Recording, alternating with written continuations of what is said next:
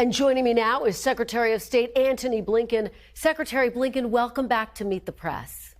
Morning, Kristen.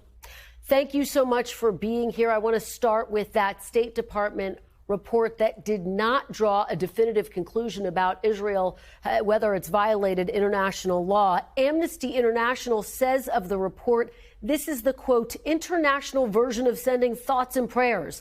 Democratic Senator Chris Van Hollen says it ducks the ultimate questions that the report was designed to determine.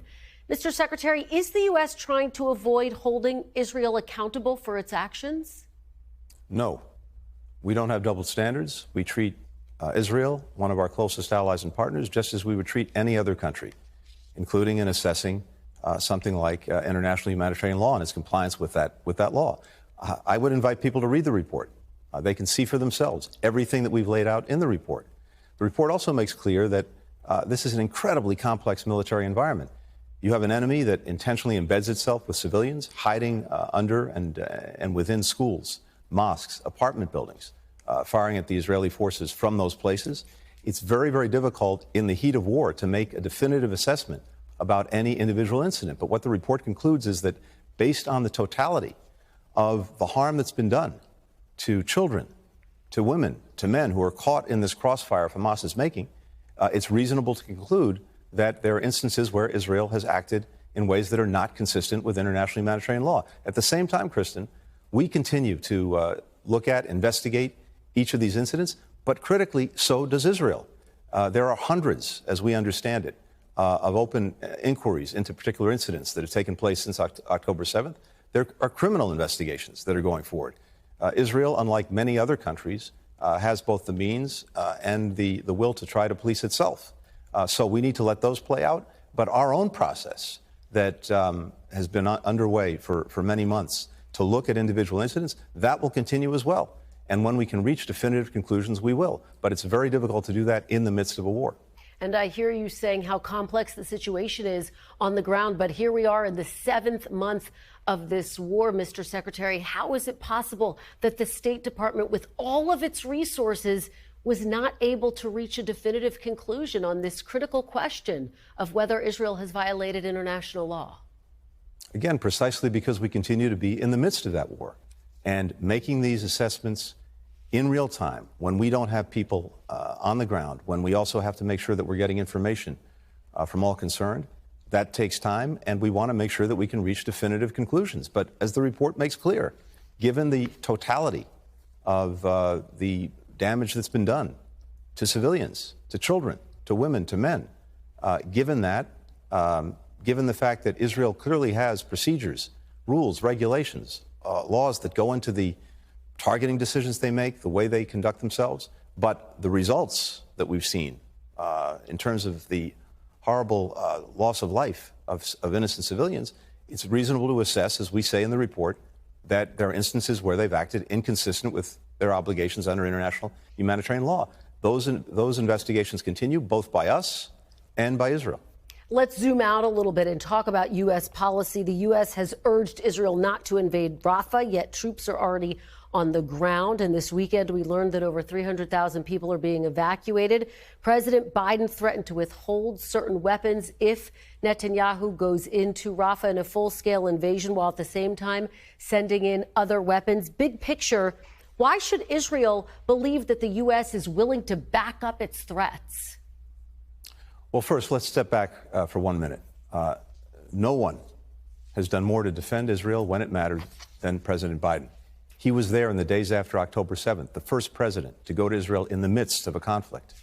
When Iran mounted an unprecedented attack on Israel some weeks ago, 300 projectiles, including ballistic missiles, launched at Israel, the United States, for the first time ever, participated in its active defense, and President Biden brought together a coalition of countries that helped defend Israel. So no one has done more than Joe Biden.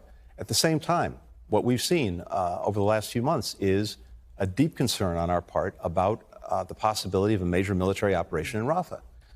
Given the damage it would do to civilians, there are more than 1.4 million Gazans in Rafah, most of whom have moved from other parts of Gaza.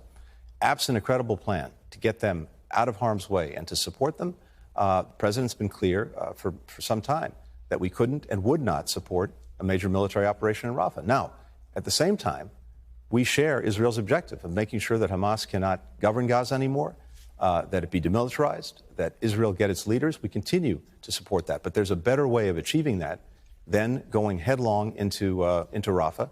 That's what we're talking about with Israel now. We have a better way of doing it. We're engaged in conversations with them about that. But the president, answering a question, was very clear about where we are on Rafah itself and what we would do or not do in the event that they go with a major military operation. I hear you saying you haven't seen a credible plan yet for how Israel would go into Rafah and mitigate civilian casualties.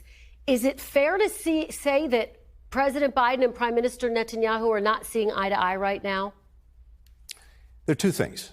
One is that, as the president said, and as we said in many conversations over the last couple of months, there has to be a credible plan for the civilians. Have you seen a credible plan? We have to make sure. We have not. Second, there's something else that's important. We also haven't seen a plan for what happens the day after this war in Gaza ends. Because right now, the trajectory that Israel is on is, even if it goes in and takes heavy action in Rafah, there will still be thousands of armed Hamas left. We've seen in areas that Israel has cleared, in the north, even in Khan Yunis, Hamas coming back. So the trajectory right now is that going into to Rafah, even to deal with these remaining battalions, especially in the absence of a plan for civilians, risks doing terrible harm to civilians and not solving the problem, a problem that both of us want to solve, which is making sure Hamas cannot again govern Gaza. Israel's on the trajectory potentially to inherit an insurgency with many armed Hamas left, or if it leaves, a vacuum filled by chaos, filled by anarchy, and probably refilled by Hamas. We've been talking to them about a much better way of getting an enduring result, enduring security, both in Gaza itself and much more broadly in the region. Those conversations continue, and that's what partners, that's what allies do. We are clear-eyed, and we speak the truth to each other as we see it. We have American interests first and foremost in mind. We also have Israel's interests in mind. And there may be a difference in view in the best way to achieve them. But that's also the nature of the relationship. I want to drill down with you on President Biden's threat to withhold weapons. What exactly is his red line, Mr. Secretary? What would trigger him to say, I am now withholding weapons? Look, we don't talk about red lines when it comes to Israel. We talk again. President Biden did talk about a red line, though, Mr. Secretary, respectfully. Let me be clear. What would trigger him to make that decision? Sure. So, first, we have been holding back, and we're in active conversations with Israel about the provision of heavy or high payload weapons, large bombs, because of the concern that we have about the effect these weapons can have when they're used in a dense urban environment, like Rafah. We're discussing that with Israel right now. Second, what the president said is that if Israel goes in with a major military operation in Rafah, in that case, there are certain systems that we will not provide to Israel that would aid that effort, because it's something that we do not want to be part of, given the damage that it would do to civilians. And again, not to achieve a durable, lasting, effective result for Israel and for its security. That's what the president said. We've said that in conversations with our Israeli partners. It's unfortunate that that leaked out, but the president responded forthrightly to a question when he was asked about it. Mr. Secretary, I want to ask you about the very latest on the deal to get the hostages released for a ceasefire. We know that the CIA director has since returned home. Did those talks fall apart because Prime Minister Netanyahu was threatening and is making moves to go into Rafah? Look, it's important, first of all, to remind ourselves that Hamas could have ended this on day one. Well, this never, of course, should have happened. There was actually a ceasefire before October 7th, on October 6th, that Hamas destroyed in the most barbaric way possible, humanly imaginable. But every day after that, Hamas could have decided to give up the hostages, stop hiding behind civilians, put down its weapons, and all of this would have been over. It still has that possibility. The quickest way for this to end is for Hamas to give up the hostages. We will get a ceasefire that we can build on and build to something more lasting and more durable. The different teams continue to talk. It remains our view that the fastest way to get to a ceasefire, the fastest way to get hostages home, is through an agreement. And we're determined every single day to pursue that and to try to get it to happen. I think you can question whether Hamas actually wants to get this.